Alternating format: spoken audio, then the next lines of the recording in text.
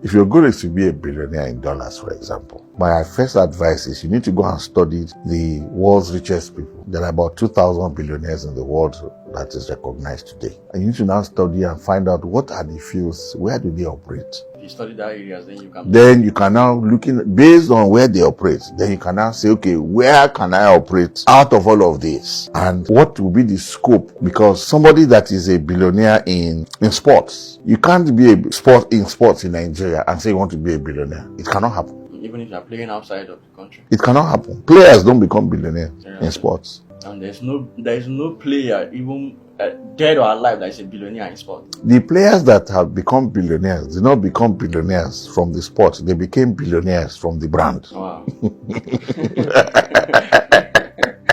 Okay. Break it down more. Okay. There are 3 sports people today that are billionaires. Number 1 is Michael Jordan. Michael Jordan is arguably the best basketballer that ever lived. But he made only $90 million in his entire career as a basketballer.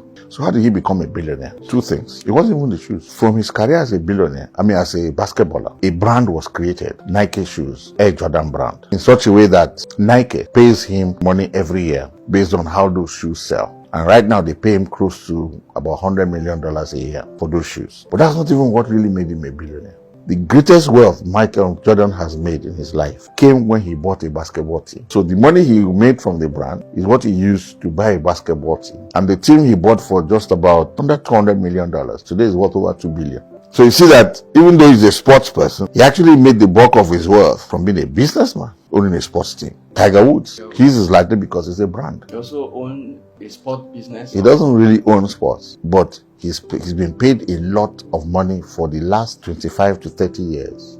From his sports? From adverts, from his brand. Another basketballer is currently still playing, even though he will soon retire. LeBron James, he too, the same thing. It's largely from a brand, even though LeBron James too has become a heavy investor. He's a shareholder in Liverpool Football Club. He's a shareholder in some other entities like that. So if you're a sports person in Nigeria, for example, if you don't have a global brand, you can't become a billionaire. And if you don't also leverage on that brand to have businesses that can create that kind of value, you can get there.